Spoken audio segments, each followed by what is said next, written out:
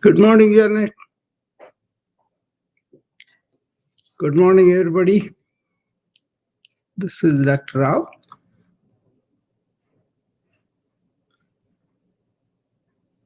So, Monday morning, welcome everybody for the morning routine.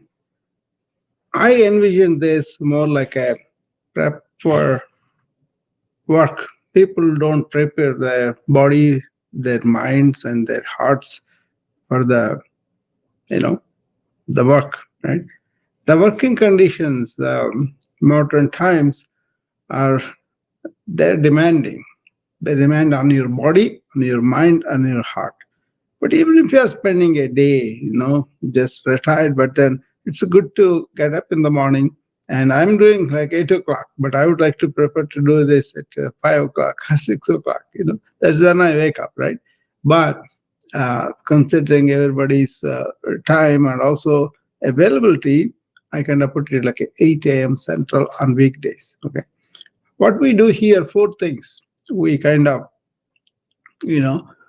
get up and stretch our bodies and deep breathe into a stretch, coordinate that, and keep our mind here and now. Don't let our mind take away with the thought machine and go really into so many things that we want to think about, but really missing the present moment.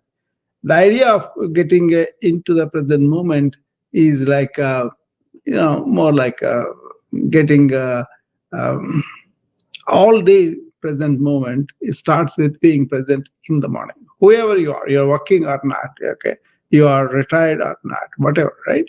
Do that, right?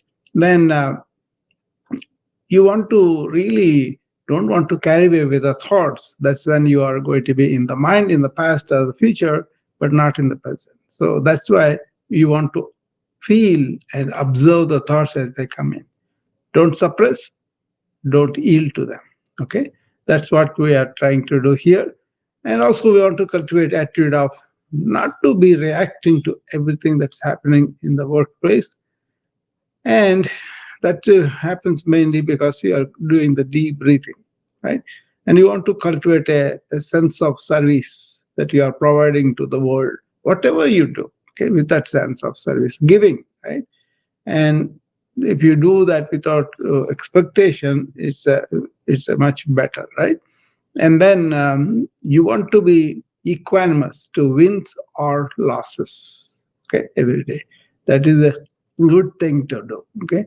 um, Now we are going to go into the two A's, four actions and three attitudes, and also other way, awareness, not into thought, but is aware of what is going on, and align all that happens, right? So the breath, the body, the mind, breathe, all the three you want to align. So remember like that, okay? Remember two A's and three B's and AEIOU. You get alert, aware, awake, and you energized, and you get insightful, and you do the primary resonance mantra, that's the Om, so that your energy is aligned, And then you kind of see that you are the part of the universal consciousness and not just the body and mind complex. You have the body mind complex, but they are your instruments. So this is the order we do. And let's first take a moment and get our breath going. So just sit straight in your chair, keep your spine straight, and we will do this, what's called Bastrika breathing practice. What is that? Just in and out. And what you do is you close your mouth and take deep breath through the nose and take it for about 7 count and hold it for 4 count and breathe out for 8 count. As you breathe in, make sure abdominal wall raises, and as you breathe out, abdominal wall goes towards the spine. You do this while you're doing you do this while you're doing um, be empty stomach as much as possible. So club it with breakfast, lunch, and dinner. Before you do them, just do this exercise, and this is good enough if you do this all the 3 times, and if you do it religiously.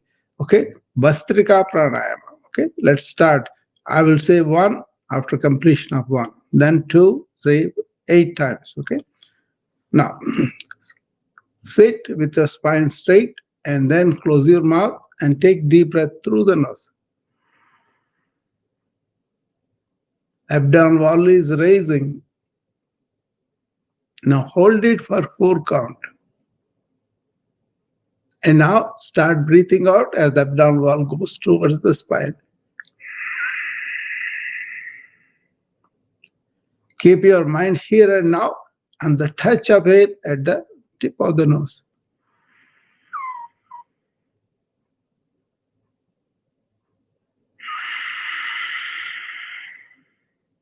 2 complete.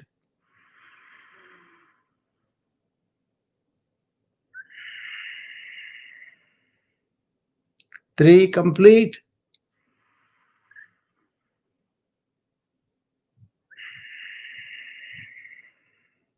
4 complete. 4 more to go.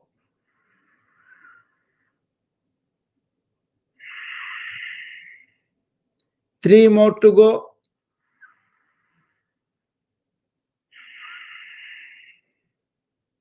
2 more to go.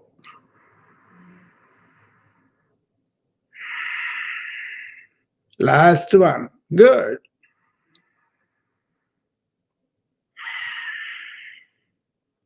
I'm proud you are here, and I'm proud that you are doing this. Okay, help yourself. Okay? Now the second one, raise your hands to the camera, show them both hands to the camera, and now take a deep breath as you raise your hands above shoulder by extending your folded elbows all the way up.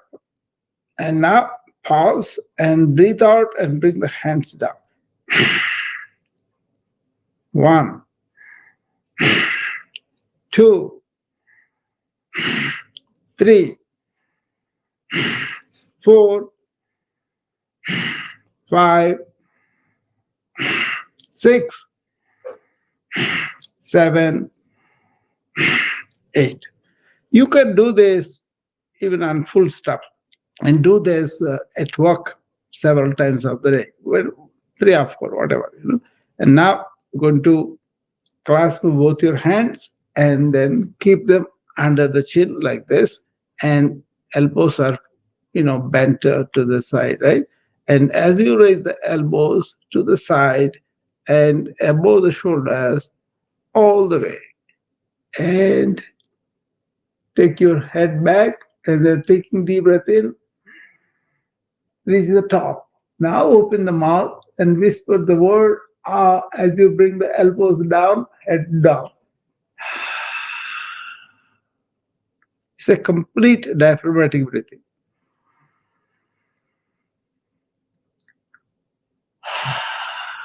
Open up when you are going up.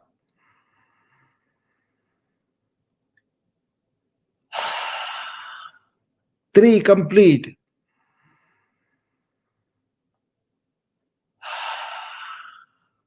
Four complete, four more.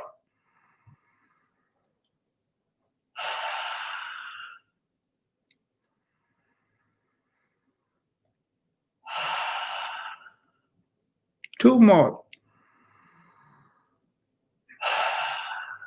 Last one. I am using the 8 number, which is traditional, but you can do as many as you want. Okay. These three just to warm us up. We'll do a formal breathing sequence later after we are done with our stretching part of it. Okay. While stretching, we'll also breathe deep and we'll keep our mind here and now by keeping our focus on the breath. Okay. If you have thoughts, you have wandered away, come back. Come back to the nose. That is the exercise you want to do here to keep yourself present. Okay. Don't be lost in thought and do this mechanically. No, bring your attention here and now. Like that, if you do all the work throughout the day, just being here and now, I think you will see how much energy you have saved and how light your mind is. And at the end of the day, you don't have the brain fog. Okay, this is a well thought out, routine that is going to attend to the problems of the modern life. Okay, modern life, people are don't get up in the morning. Modern life, they get up and they get engaged in thinking or discussion or whatever. Modern life goes to work and multitasking.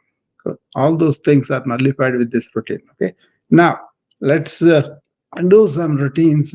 Suppose you are sitting in the chair and you are at the office. You can learn this. Okay.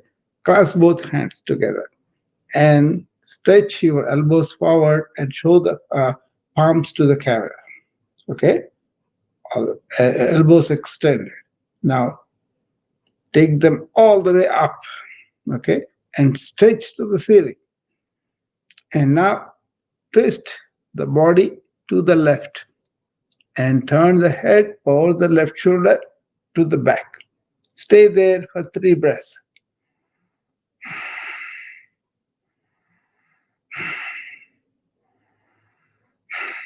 Now turn to the center, stretch the hands way above, elbows are extended, and now twist the body to the right.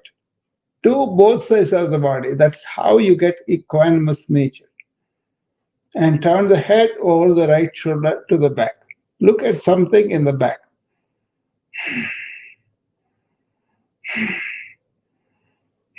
3 breaths and come back. See what it is? Sthira Sukham Asana. Stable, comfortable posture. You hold it and do the deep breathing 3 or 4 times and come back to normal. And now lean back with your head going back, hands and elbows and everything trying to go back. Keep your feet firmly on the floor. And now come to the front and lean forward and take the hands down towards the feet as you bend forward. And come up, taking deep breath in. As you go down, you breathe out as you come in. So this is simple whole body stretch. This time we will do the stretch a little bit challenging. What you do is both your feet on the floor, right? Lift up your heels and come up on the toes and stay there like that. Okay. And now clasp your hands again. Again, do the same thing that we did earlier. Show the hands to the camera and then take them up all the way up. And now twist the body to the left and the head over the left shoulder to the back. You are on the toes now. Keep that position maintaining. Okay. 3 breaths here.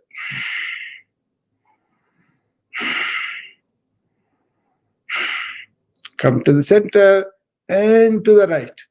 Twist the body first and head to the back over the right shoulder and stay there for 3 breaths.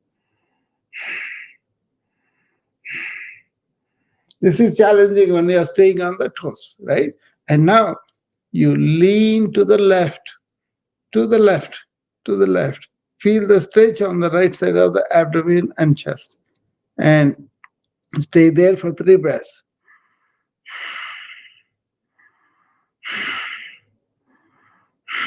And come back to the center and to the right. Go to the right and stay there for 3 breaths.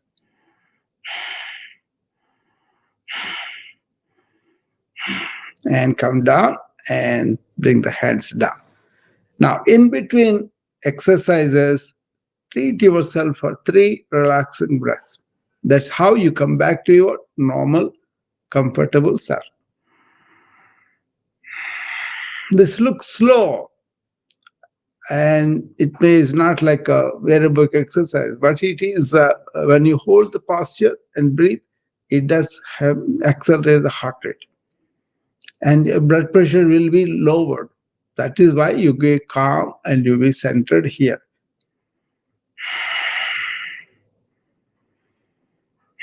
When you do these relaxing breaths, inhale gratitude and exhale all the things that you are holding on. Let go. That's how you relax. That's how your blood pressure falls. You are not in a hurry. You are not putting yourself through suffering. You just enjoy what you are doing. Feel the stretch and relax with it.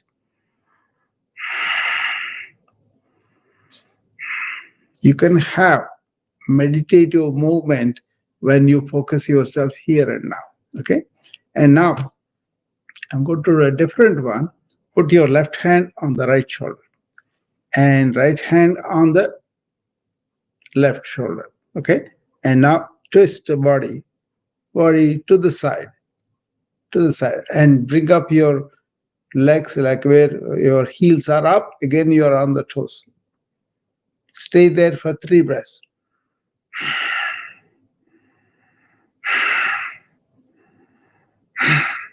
Come to the center, to the right. Twist the body first and head over the right shoulder.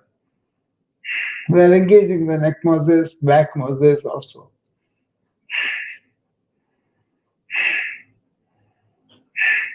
And come to the center. Now lean back.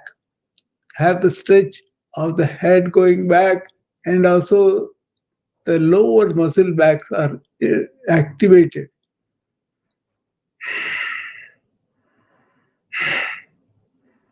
Now come to the neutral and bend forward as much as you can. You can do this in chair at work.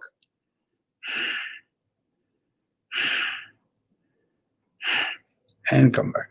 The key is to stretch as much as you can and stay there for so many number of breaths. Okay, that is when we sthira, stable, sukham, comfortable, asana, posture. Okay, so there you go, and we'll do other things now.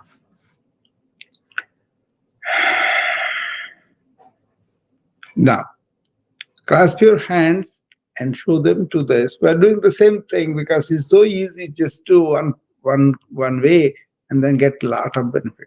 Now, stretch to the side all the way to the right. Okay.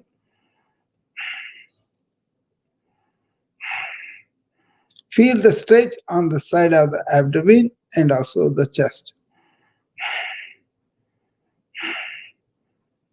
Anytime you want to challenge, come up on the toes, lift up the heels.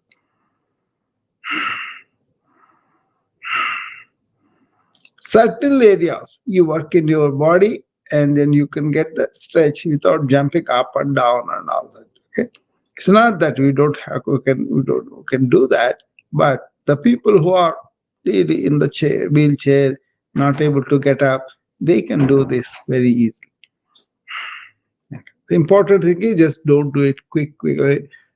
Do it deliberately, do it slowly, do it with the coordination of your mind and also coordination of your breath here. Okay, that is when you align like that, you get maximum benefit with these simple stretches. Okay, you may have high blood pressure, but if you do this slowly, you will notice your blood pressure is going down. Okay, you are not allowing your mind to run. you are really focusing on the stretch and make it really good. Okay. And now we're going to do extend the left hand towards the right like this. See? And now hold on to the left elbow and stretch and keep the hand over the right shoulder to the back. Left hand goes back. You feel the stretch of the triceps and biceps and all that.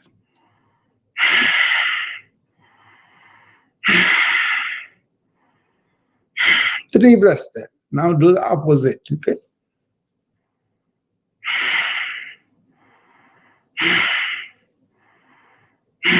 Okay. Now bring both hands to the Namaskar Mudra and keep them on the breastbone like this. Okay. Now take a deep breath as you bring the hands in front of your face and going up all the way, all the way. Elbows extended, both hands together, and arms touching the ears. Okay. Stay there. Go all the way up. Just stay there. Extend your elbows a little bit more to the top. Now, breathe out and bring the hands behind your head. Take it up as you breathe in. Extend the elbows all the way up. Breathe out and bring them behind your head. Neck muscles, arm muscles, chest muscles, everything is inward activity. And come up on your toes, then you are lifting your heels and you are activating the lower leg muscles. Take deep breath all the way. And breathe out and bring it down. 2. Let's do 8.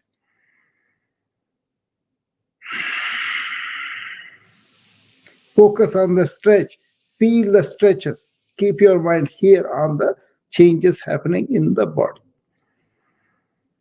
3, 4,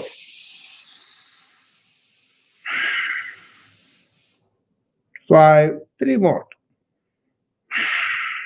Make sure your hands are clasping each other. Okay? They're not falling apart like that.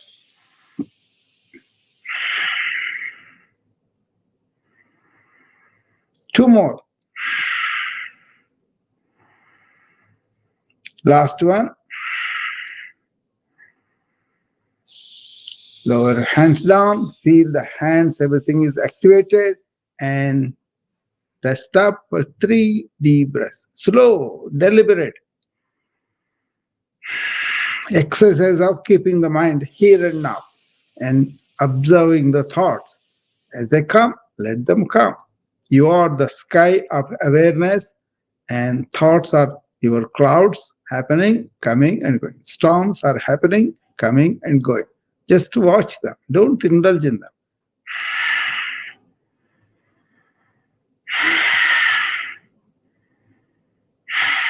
The more slower you do with attention, the more stability you have in the body, and you will not risk of injury and all that. Okay, so it is good for the athletes to do these kind of slow stretches before they embark on any play. Okay, we teach football players, basketball players like that. Okay, and now show me your hand with the left elbow extended to the front.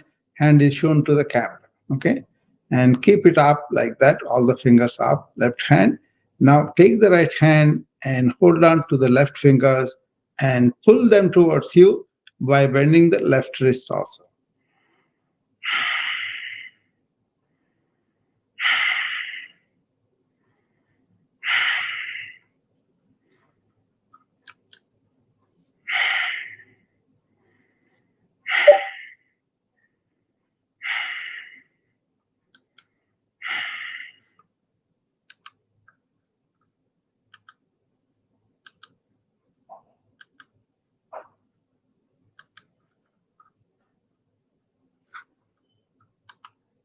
Okay, and now Lower the left fingers pointing down and palm is towards you. And now take the right hand and push the left hand towards you. Okay?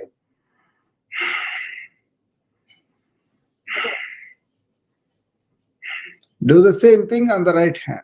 Just show me the right hand and hold on to the right fingers with the left hand and pull them towards you. Look what I'm doing. Simple stretch, but still focusing on the breath. Doing 3 breaths. Keep the steady stretch.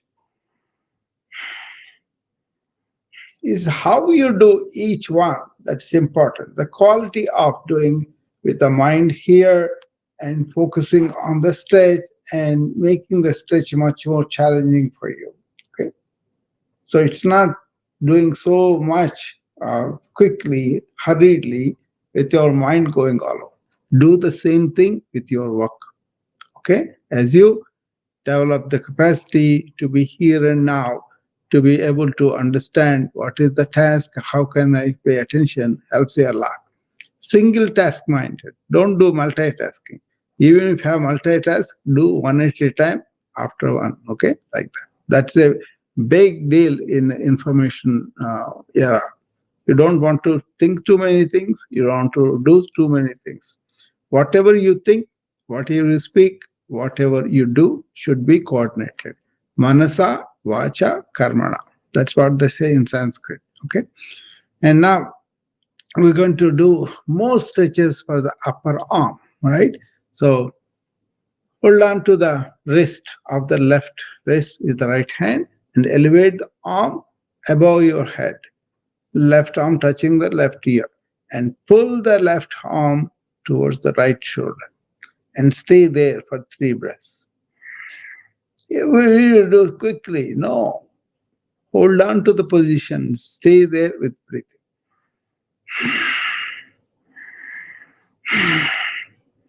Few stretches like this will vitalize you, will wake you up.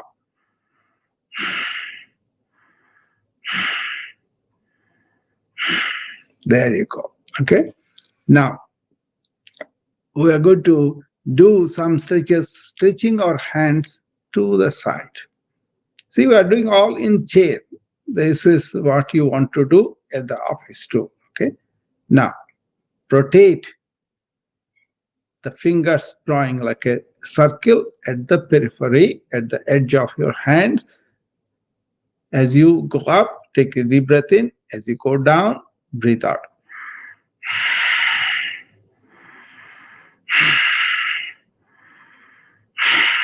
5, 6, 7, 8, 9, 10. Make it more challenging by going in the opposite circle. 1, 2, 3,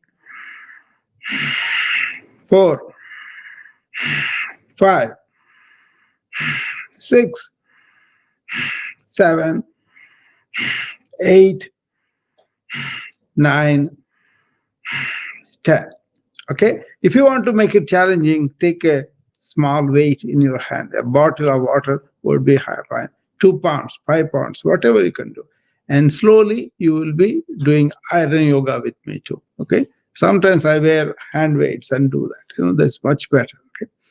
And now we have come to the chest muscles, for example. Place both hands one on another and with the elbows bent to the side. And now release the top hand as you take it to the side. Take a deep breath in. And as you twist your body and the right hand goes to the back, turn your head and look at the right palm and take deep breath continuously. Now bring it back, breathing out. Okay, right hand come back to chest. Now do it on the left side. First extend to the side, then twist the body and take the hand to the back and turn the head and look over the left shoulder to the hand. And now start breathing out and bring it back. That is complete one.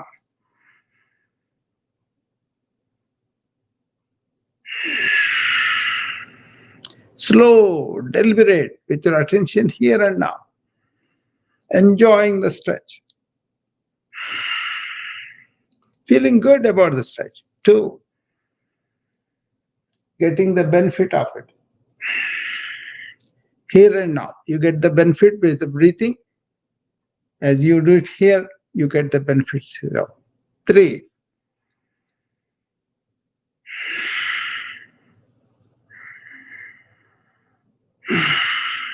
four,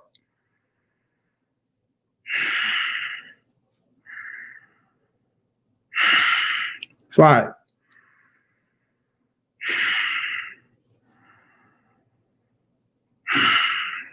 do the stretch to the fullest. Coordinate with the breath. Last one.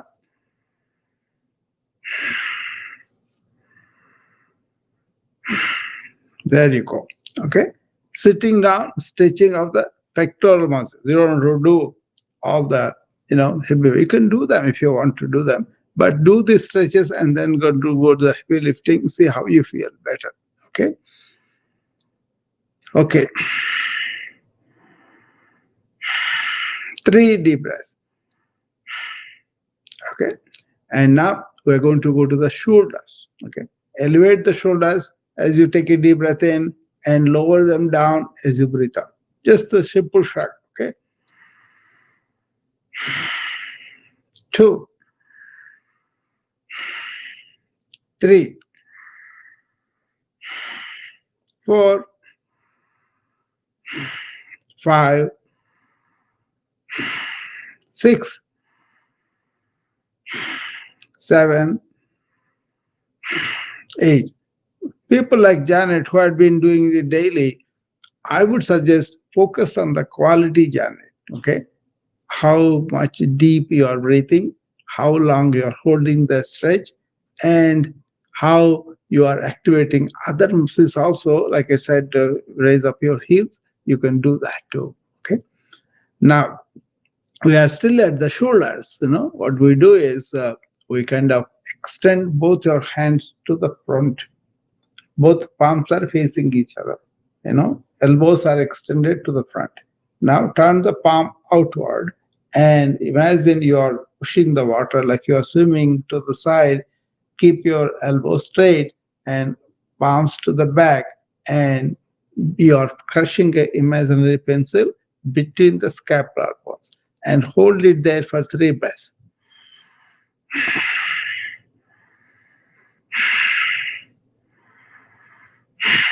Now turn the palm to the front and bring them back to the front. Now elevate the palms above your shoulder and turn the palms outward. Breathing out, bring them back so that you are crushing that pencil between the scapular bones. Imagine one. Crush it. Maintain that stretch. Breathe in, breathe out, and then bring the hands back to the front, and this time way above your shoulder, and turn the palm outward and swim again. See, slow stretch. Feel that. Relish that. Enjoy that. Breathe into that.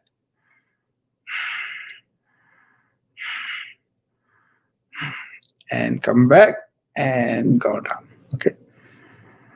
3 breaths here. This is the key for you to be relaxed, because you are not tiring out the muscles, rather you are nourishing them. Okay. Now we come to the other exercise of the shoulder. How we do it is keep both hands hanging on the side of your body. Elevate the right arm to the side, palms facing down, elbows extended to the right side, and now turn the palm upward. And then bring the whole right arm to come up the next top head and touching the right here. Now bend the right elbow and place the hand on the top of the spine. Now take the left hand from the back and go and reach the right hand with the left hand. Go up with the left hand all the way in the back. Stay there for 3 breaths. This is called Gomukhasana. Good for the shoulder, triceps muscles. After 3 breaths, bring the right arm down and left arm down. Now repeat on the left side. Elevate the left arm to the side. Left elbow extended, palm facing down.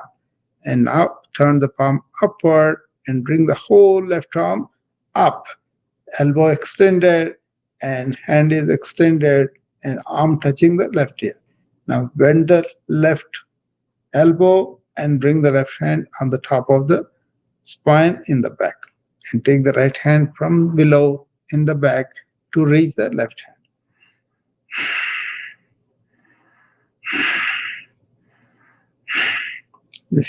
See, that's a tough exercise, but it allows you to develop the strength in the whole shoulder girdle.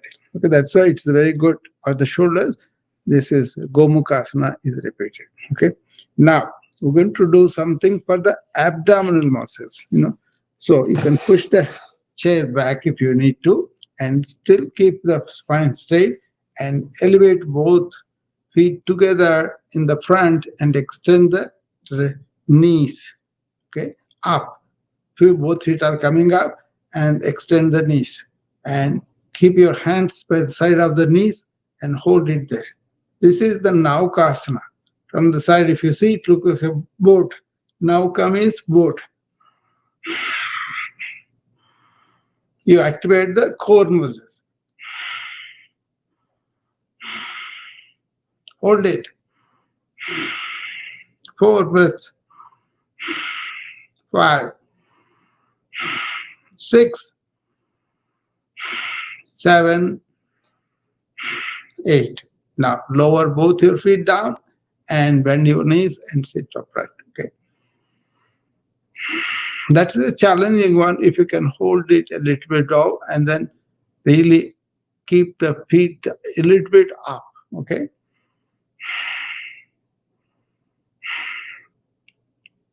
So we have been stretching in so many ways. Okay.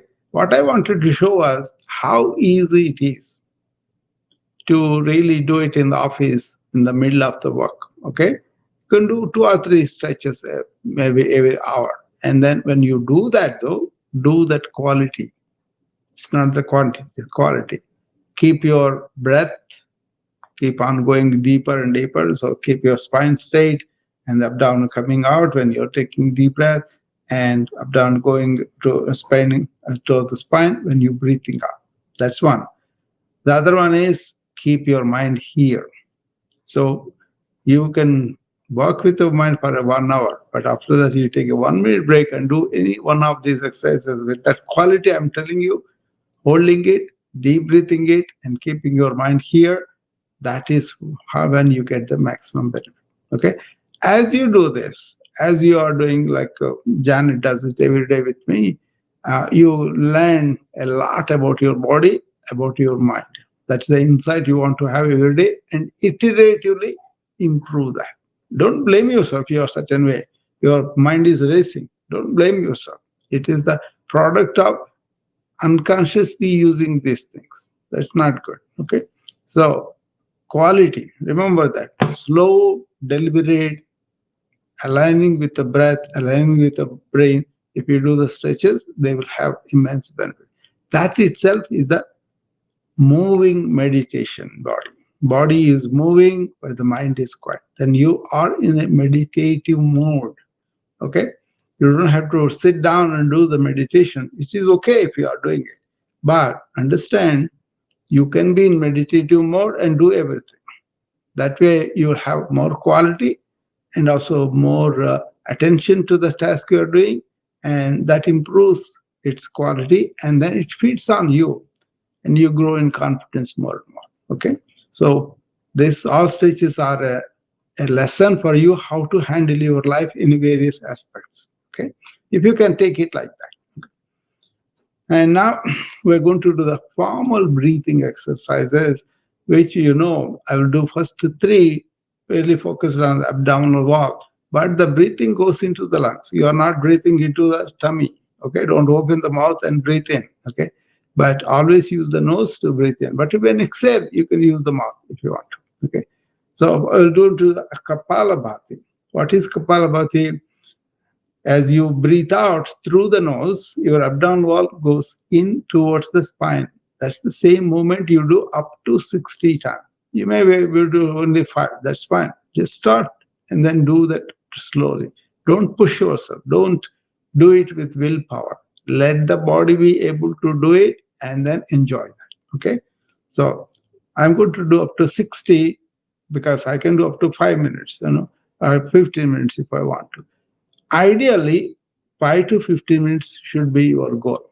So first start with 1 minute, do it for several weeks, then go to 2 minutes, several weeks, then 3 minutes. Like that. You have to go very slowly. This is a very powerful exercise if you do it properly and if you do it enough. Okay. So straighten the spine. Now breathe out forcibly as you bring your abdominal wall towards the spine. Okay. Look at my right hand on the abdomen.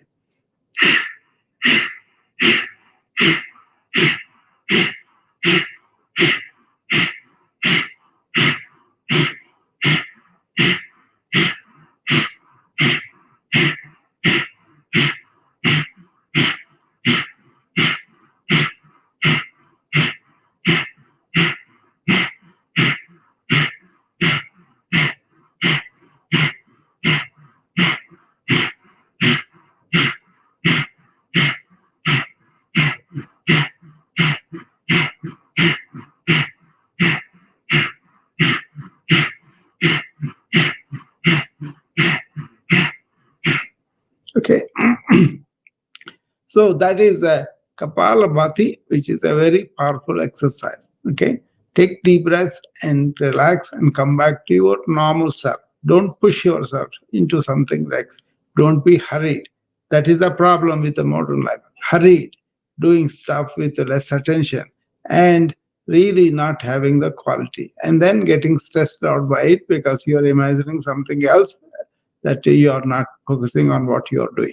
Okay, learn that, and then modern conditions will not be stressful for you. So that is the aim of this exercise, to help you deal with the stress and burnout in modern life by preparing your body, mind, and the heart. Open your heart, focus your mind, and do it with energized body. Okay, that is the lesson of this morning routine. Okay. Now we're going to go to the second one, which is Agni Sara. Agni is fire, Sara means essence. So in yoga, around the umbilicus, all the nadis join. Okay, 74,000, 84,000, whatever. And those nadis are stimulated when you take a deep breath in and breathe out and hold the breath and move the abdominal wall up and down and then holding the breath. Okay. You can do up to 20 times, which I am going to do, but you can start with 2 or 5. Okay. First, breathe out.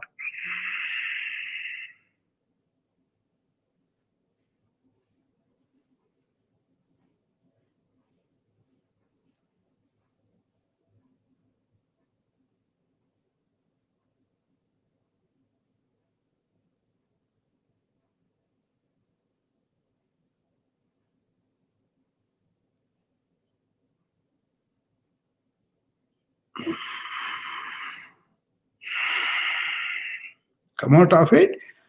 Take deep breaths. Come to your comfortable condition. Take 3 or 5 breaths, as many as you need. Okay, come back to now. There you are. Okay. Hi, Shalu. Okay, that is the Agni Sara. Okay, and now we're going to go to 3 bandhas. Okay, locked position, 3 of them. When you breathe out, you lock the lower abdomen by contracting it, and also the upper abdomen. That's the second lock. And third lock is chin cup to the chest. So breathe out and assume these three locks and stay there in locked position for a few seconds. 5 to 10 seconds is good enough. Okay, don't hold for too long.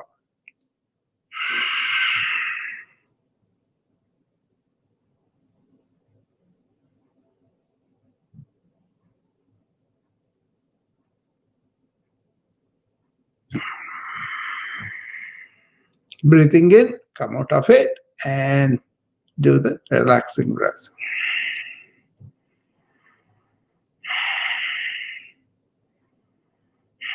Okay, now we're going to go to the alternate nostril breathing. This is Nadi Shodhana.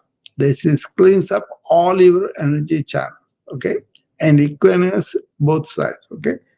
Usually, one nostril will be dominant for 45 to 90 minutes, and the other one gets dominant.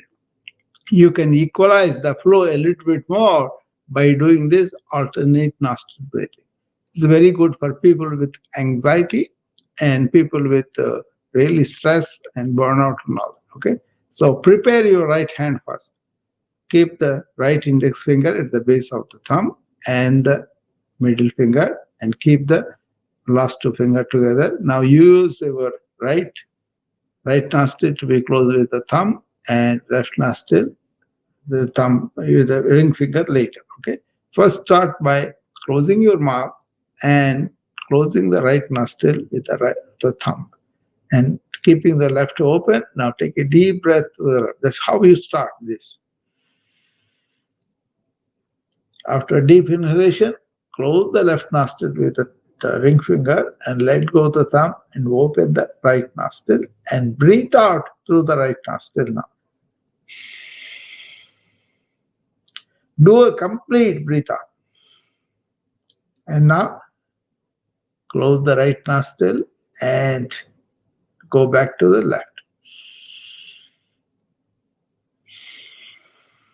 This time, take a deep breath through the right nostril, close it with the thumb, release the left, and breathe out through the left open nostril.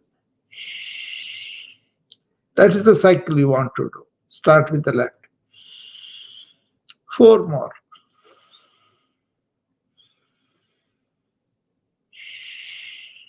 2 complete.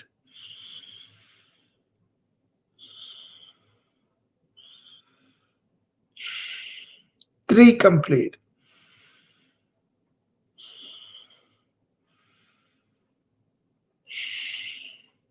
4 complete.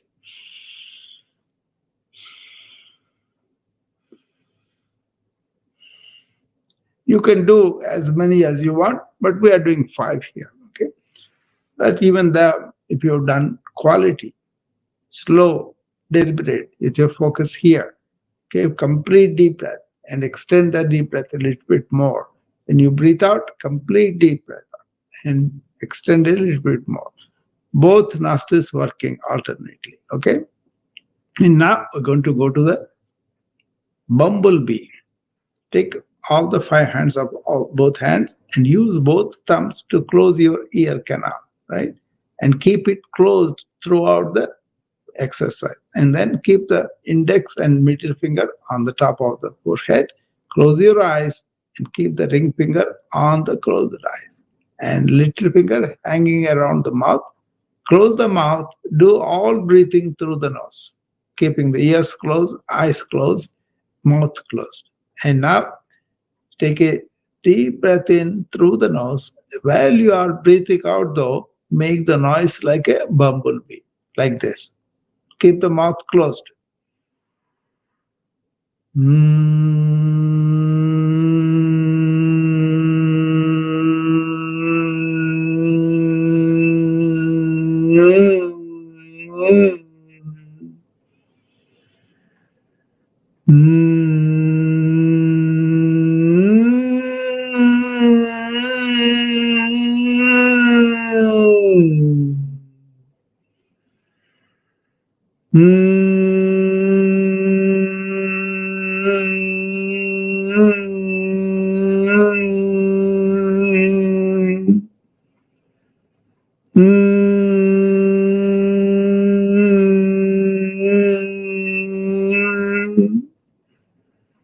Mm.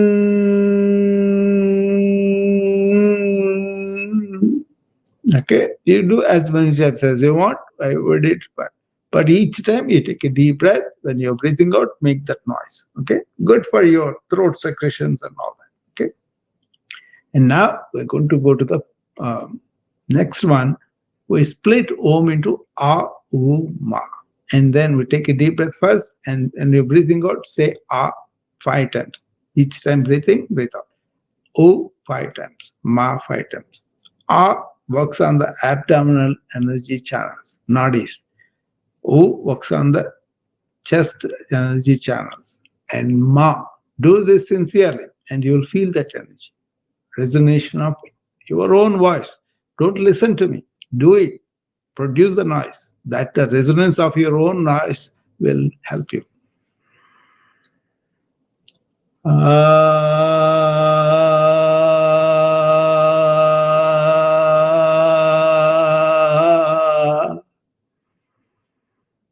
ah, ah,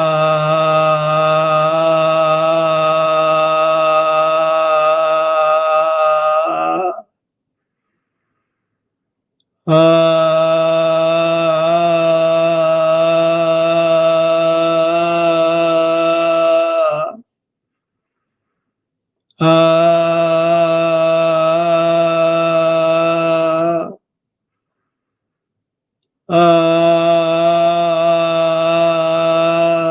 see, I'm not just telling and not doing it. I'm doing it. You also do it to get that benefit. Okay? Abhi karo, abhi pao. You do it now, you get the benefit now. Don't wait to make it a theory concept and then do it. Do it. Always say, okay, just do it. Remember the Nike advertisement? Just do it. Now we're going to go for the O. First, take a deep breath, and as you are um, breathing out, say the word O.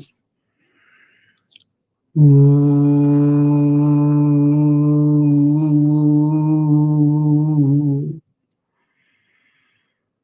Ooh.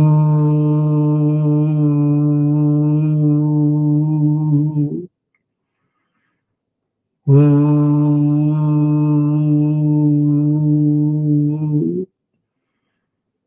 Ooh.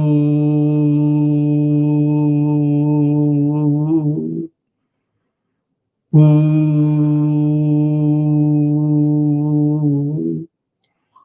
Ooh. As you examine ancient cultures and versus modern cultures, modern people are nervous, neurotic, anxious, depressed, or constantly thinking. So they spend a lot of their nervous energy like that. So they don't have stability. They react, very quickly. Whereas ancients didn't have this atmosphere, but on the top of it, they kind of made the system more stable and non-reactive. And when the life happened, they were able to take it with intelligence, not by reacting. Okay, so remember that. Okay, so we're going to do the ma now. Okay, so take a deep breath in. Ma.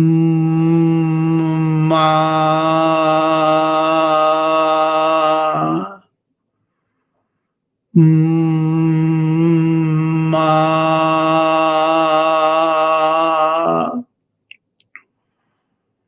Ma. Ma.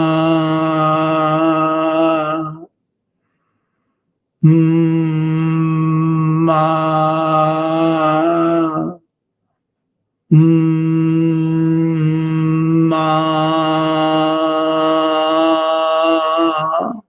Okay, so when you practice these things, you get a stability of your nervous system. Deep breathing activates the parasympathetic nervous system, right? And focus and really not allowing the mind to run.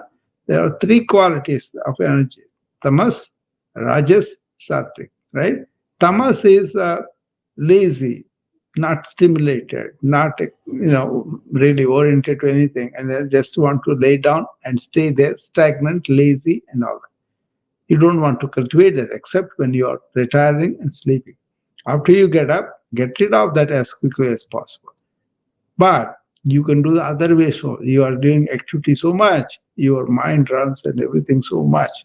That is a rajasic. Don't let the rajasic go out of it. You want to have rajasic and tamasic combination. That is the sattvic. Faces the life challenges with correct energy when it needs, and it also retires when it is done. Okay, so you want to cultivate the food sattvic, breathing sattvic, thinking sattvic, and everything like that. So sattvic is the quality that human beings can have with their own intelligence. Okay, don't be dull or don't be too hyperactive. Be in the middle, balance that energy. That is the sattvic energy. Now we're going to go to the last step of our morning routine. Then we're going to go into our podcast thing. That is, today is a very interesting topic if you look at it. This is about flowering, okay, from inside. Okay, so I'm excited about that to present it to you, share with you.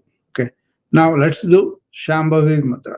Bring your hands in Chin Mudra and place them on the knees and tilt your head back and close your eyes.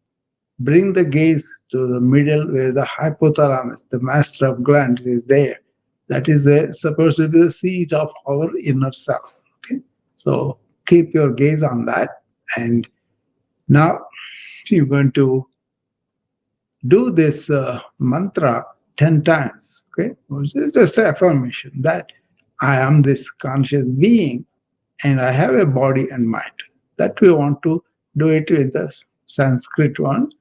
Koham soham. Who am I? I am the conscious being. Deham naham. Deham means body mind complex.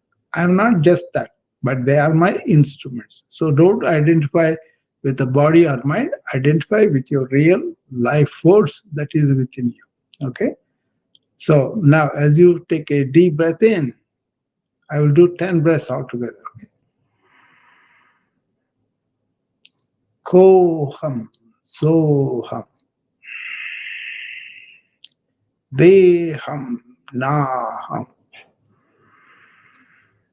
Who am I? I am the conscious being. I am not just the body or mind, they are my instruments. Koham, soham, deham, naham. Who am I? I am the conscious being. I am not just the body or mind, they are my instruments. Koham, soham, deham, naham. Who am I? I am the conscious being. I am not just the body or mind, they are my instruments. They are my tools to go in the life. Koham, soham, deham, naham. Who am I? I am the conscious being. I am not just the body or mind, but they are my instruments. Koham, soham, deham, naham. Who am I? I am the conscious being. I am not just the body or mind, they are my tools. Namaste. And with that, we are done with our morning routine. Okay. Thank you for joining me and hope you got the benefit like I did. Okay. So it's not about just saying these things, doing them, with the full attention and getting the benefit and getting ready for the day, whatever the day is. Okay. It could be just going and doing some social work, volunteer work, or it could be just important surgery, whatever we do. Okay. So now we're going to go into our episode of podcast for proactive wellness. See, what is my philosophy? My philosophy is human beings are born with prakriti, that is wellness. It's already together. And then with our lifestyles, we kind of spoil it and go into vikruti. You don't have to. You can be intelligent about and be proactive.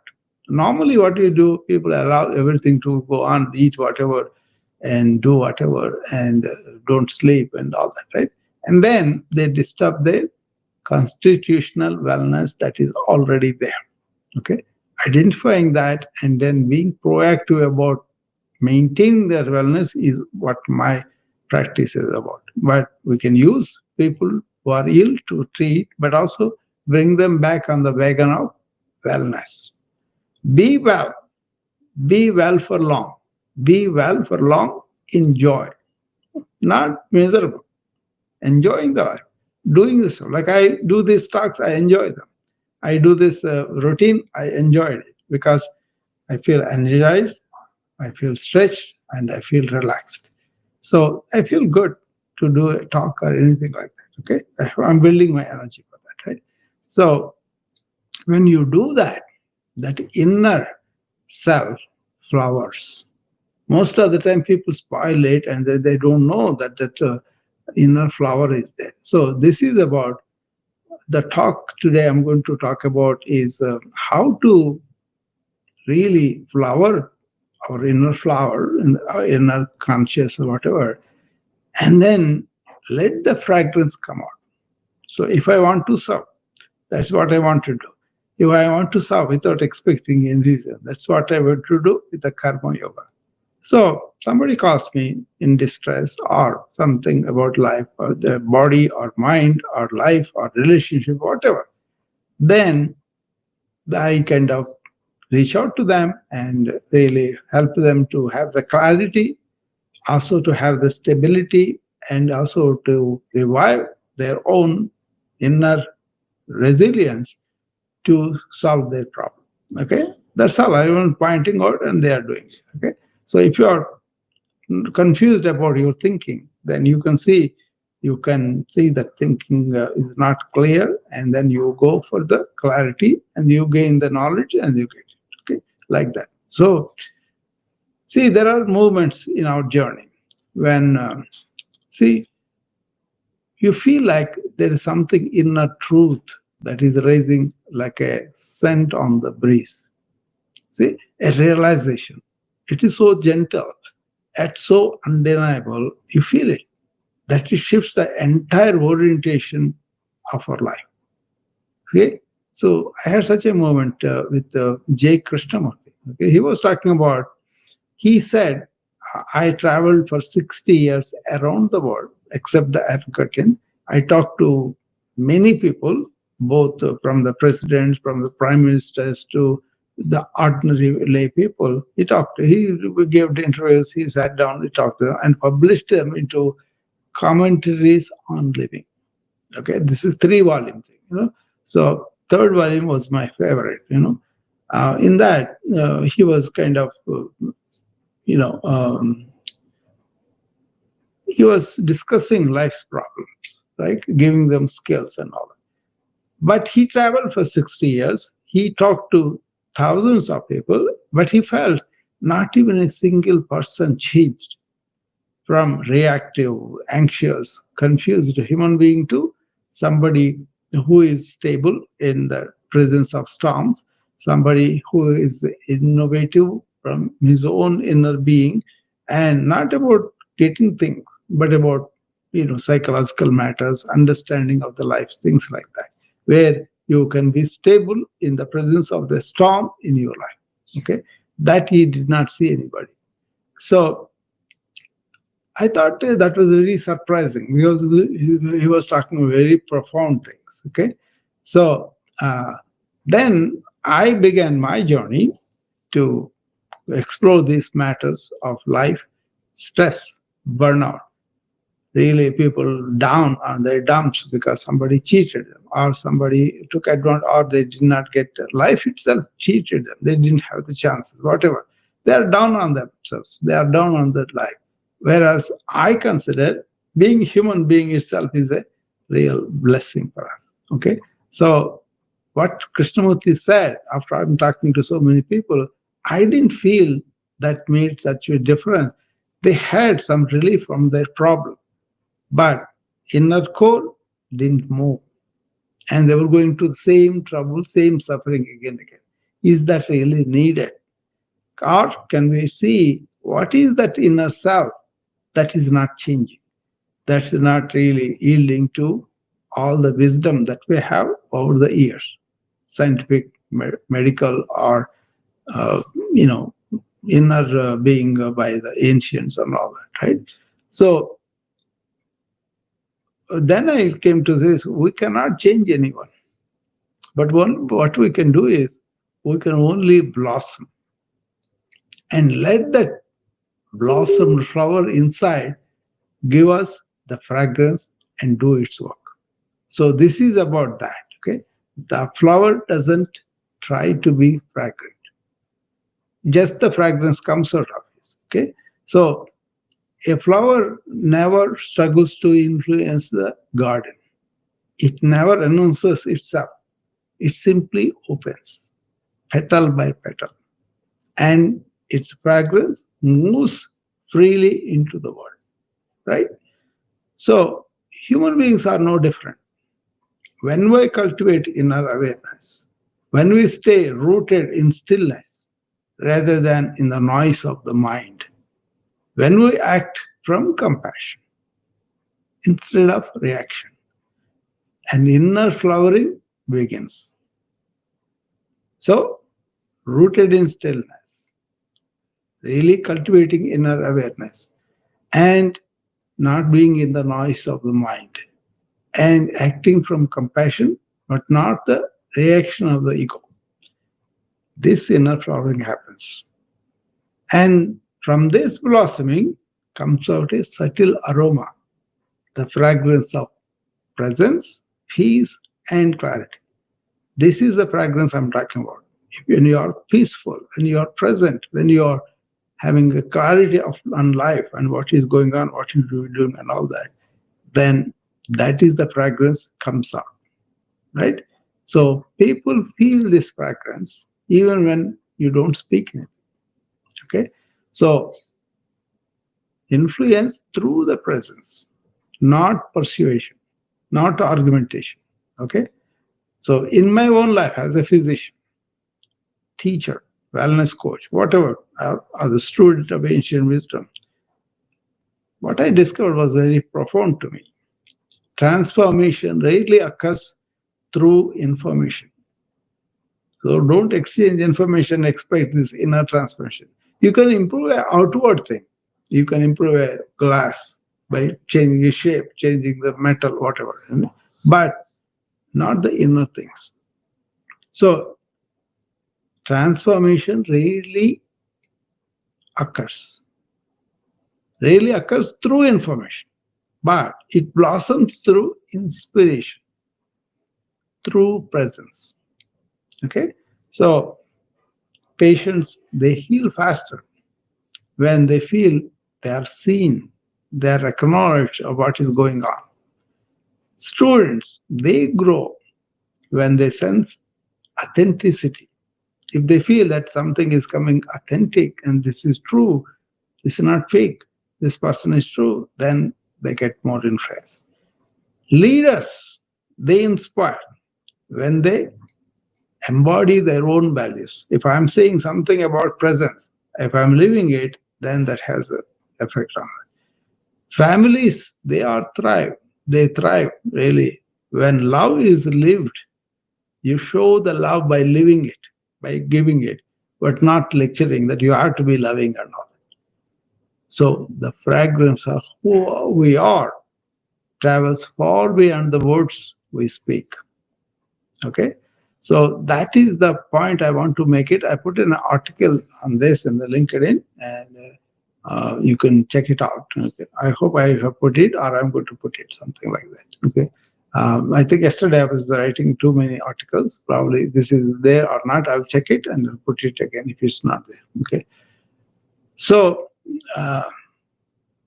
anybody has any questions or comments on this topic, you can come up and tell me.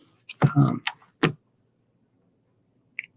or I will go on talking about this fragrance, how it has really got into so many ways. Okay. So this I consider as the course correction for our times. Okay. So we are in a world which is obsessed with the teaching, fixing, diagnosing, and influencing the real revolution in the world, which will only happen by you really presenting and living it. And then that is inspired by other people. They take it and they have to do it on their own. That's the difficulty. Okay. Instead of asking, how do I change the others? We can ask, how do I deepen my own flowering? It's about working on yourself inwardly, not about changing other people. See, the moment we shift this from control to inner cultivation, something remarkable happens. See, our presence softens the environment. Our empathy opens others gently. You are empathetic, they are kind of confide in you. Our calmness, say, regulate somebody anxious, they come. They find me anxious too. They're no good, right? But if I'm calm, they will be calming themselves down.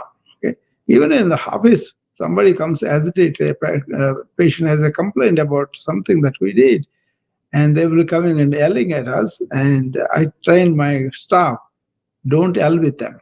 You calm down first. And then you can ask them to calm down, tell them what's the issue. Then they will be doing it. And then if you have clarity, that gives others permission to see clearly. Clarity in my mind, okay, not clarity in the others. And our equanimity, when I display the equanimity in everything, that becomes contagious. Everybody else also wants to be equanimous. So don't be racist in your heart and expect other people also be equanimous. Okay. So this is the fragrance of the inner flower, the fragrance of a blossoming being inside. When the heart opens, it releases a scent of kindness. Scent of kindness. When the mind quiets down, it releases a sense of peace. My mind is in peace, and so that really touches other people too. When awareness deepens, when I'm rooted in present moment awareness, it releases that really scent of the pure presence. It's always there. Okay. So you do not need to force this. You simply bloom and the fragrance comes where it must. Okay. Whenever you want it. Okay. So when Krishnamurti said not even a single person was there, he was not lamenting. He was simply pointing toward a universal truth. The inner change happens only by you doing it. Okay. So real change comes only from the soil of one's own awareness, inner awareness. Your work and my work is to cultivate that soil. Cultivate the soil and the fragrance will come out. Inner flowering is important, and then whatever fragrance comes out by itself. So as I continue my own journey through medicine, informatics, yoga, Vedanta, and the lifelong quest for inner clarity, I find myself returning to a simple vow. Let my life be, let my life be the fragrance. Let my life be the fragrance. Let my awareness be the flower. Let my presence be the teaching. See, that is what I kind of need to declare. If even one person breathes easier because of this fragrance, the garden of the world becomes a little more beautiful. So what about you? Where in your life is your inner flower waiting to bloom? What fragrance do you wish to bring into your relationships, your work, your community? So hopefully that makes sense to you. And anybody wants to come up, I'm open now for another 15 minutes to discuss whatever you want to discuss or ask me.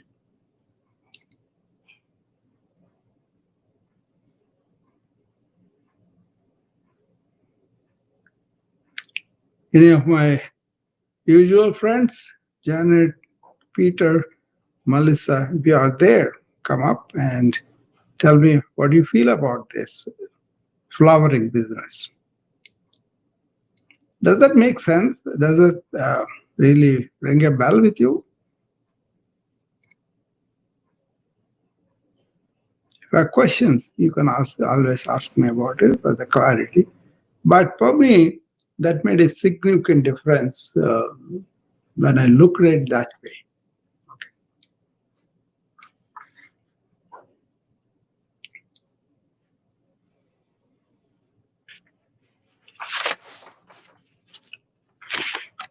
This is about awakening our intelligence, not being conceptual, not being intellectual, but really understanding our inner self and going that way. Okay? There are 91 people here. Not even one have a thought about it or curious about it or you are doing it. Let me know whether this really helps you to understand. But it's a beautiful way of being now. It's not about going out and changing other people. It's about looking at ourselves and not being guilty about it, looking at whatever it is as it is, not denying it, not convincing us we are not like that. But you understand, like you have chattering mind, going all over, and bring it to the moment. Deep breathe and bring it to the moment and be in the moment, and then watch those thoughts. Bring them all together. Bring them, slow them down. Okay? So, it's about inner flowering. Yeah, just means, I agree, changing yourself changes your energy. And and you bring in others with the same energy. Yeah, that is what it is. Okay, I agree. But the energy is not only energy, it's how our mind is, how our conclusions are, what kind of rapid thinking we have, what kind of hurrying we have, all that just means. So it's not just energy is brought about by having this transformational quality of your inner being, how you are, how you feel, how you think, how you relate to the life that is happening both inside and outside of us. Okay. So, hello, Maureen. Nice to see you here.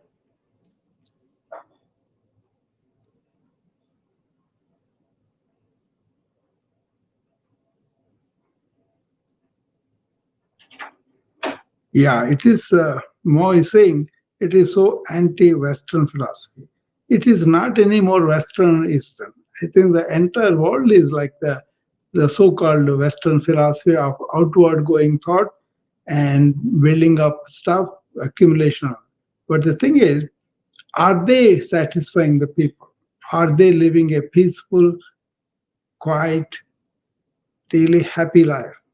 But I see a lot of stress and burnout because they are pursuing things that they themselves find later on that they are not useful.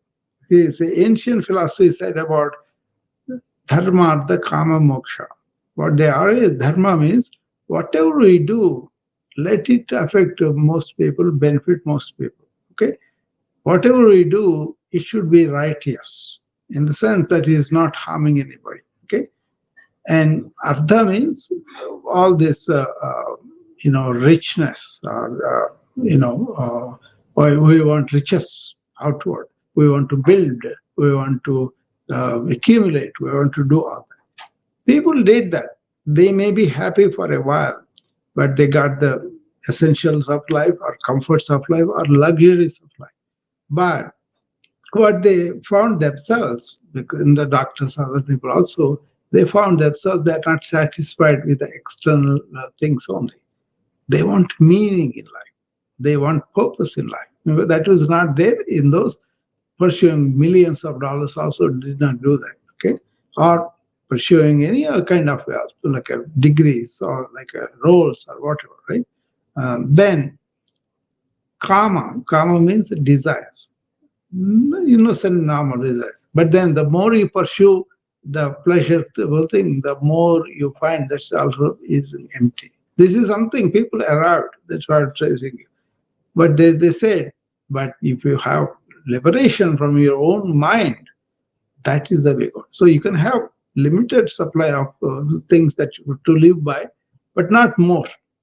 And also this thing of cultivating more and more and more is have a havoc in the world. Okay, people are pursuing outward things, neglecting their inner peace and happiness, and they end up finding out for themselves. It's not something we have to stay, we have to be Eastern or Western philosophy. It's the human beings.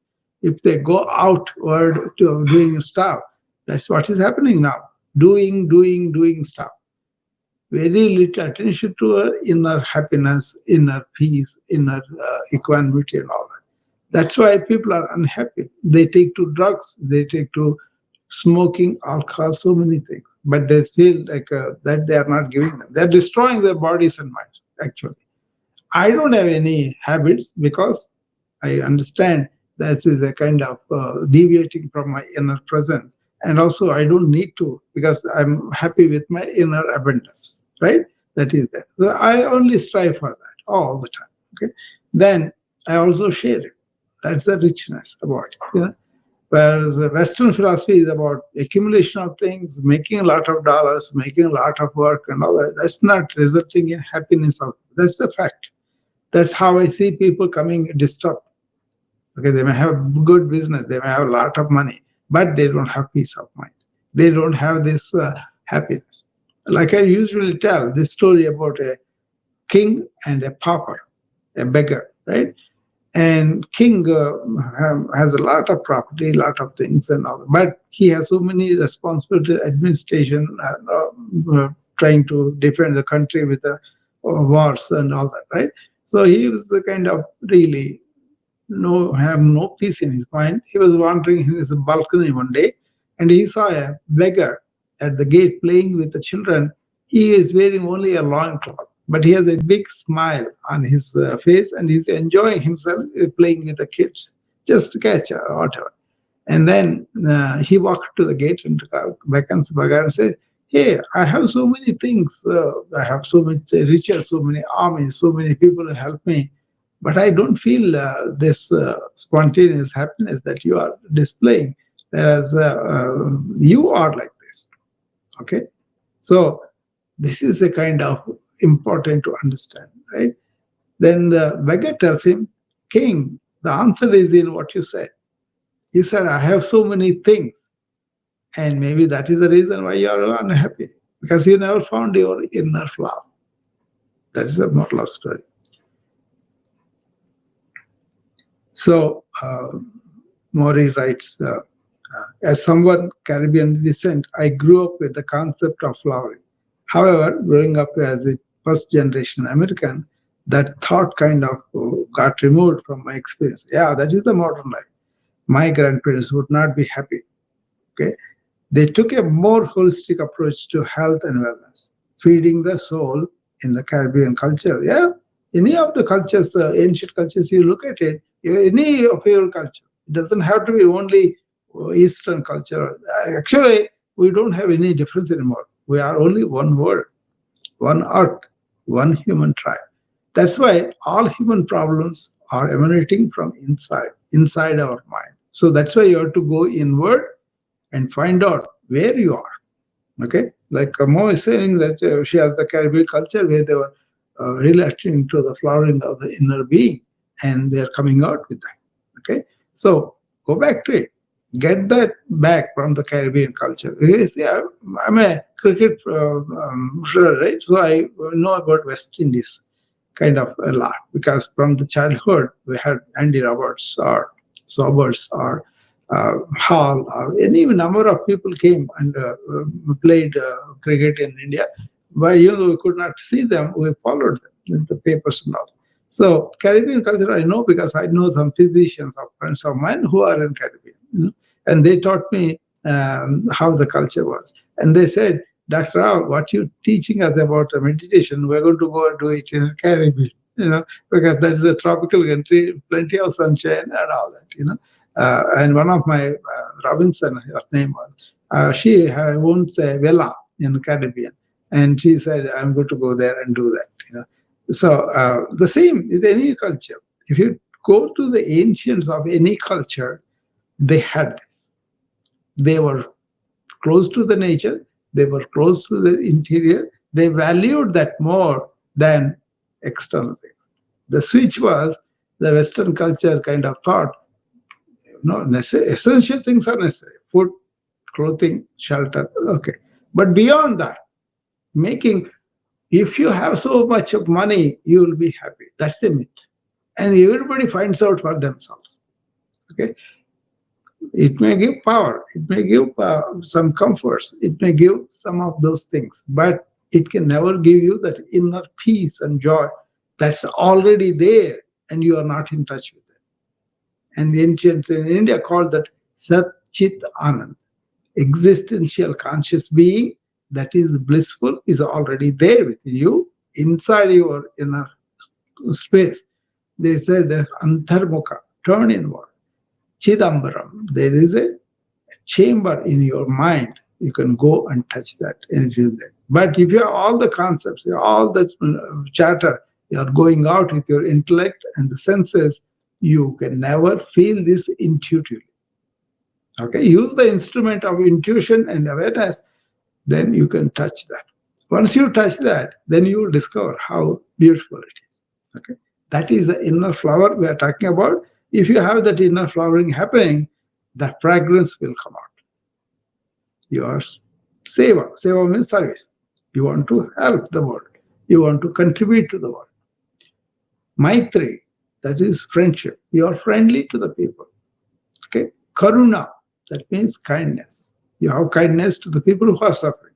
That's what I do everything, because people are suffering and only they come and tell me that I'm not able to handle this situation, I'm really miserable, or I have this depression or anxiety, I have so much of mental illness, so much of relationship problems, so much of living problems, economic and all that. So the root is in our mind. Get that out and then work on it. So I don't want to be preachy. I'm just presenting you something of flowering inside, how that fragrance comes out. Okay. So another 4 minutes we will be here. So if you want to come up, this is the time. Okay. This is a commentary of the human conditioning. Do human beings are happy and well adjusted and deal with life with as it is? That's the question. And as you see, we have so much technology which can really improve our comforts and our communications, our coming together and getting a lot of things done. But we use only that, and then the technology is not resolving the human suffering. Okay, you can use I use technology quite a well, but I don't I don't expect the technology to resolve the human suffering. That's for sure. We can use technology to aid of the process of relieving the suffering. But technology by itself, creating more things, is really causing problems to our earth. That's serious. Okay. So understand this, and hopefully that makes sense to you. And I'll be back soon again tomorrow morning. Um, so if somebody wants to come, a few more minutes left. Okay. I should stop asking you guys. You should be coming up by yourself. Either these topics, don't make any sense to you, or maybe you just don't think on these things. But the fragrance comes out as long as you work out on yourself. Are you present? Are you positive? Am I focusing on the things that I could make a change? That kind of thing would be helpful. Okay, then I will see you tomorrow. for the morning routine. Hopefully, the morning routine helps you to have a better day all day. Okay. Mm.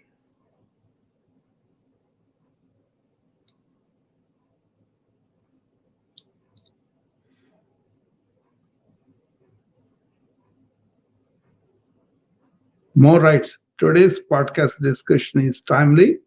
You have me thinking about this. I definitely need to process it more. Maybe my adult focus on the externals, such as unhealthy food, relationship is related to how I lost my way flower. Damn it, Dr. Rao. Now it is in my head. Thanks for that. This is a fact for everybody. It's not just the Mo only. So, but she's kind enough to see that and then tell us about it. All right. Thank you. I'll see you tomorrow. Bye bye.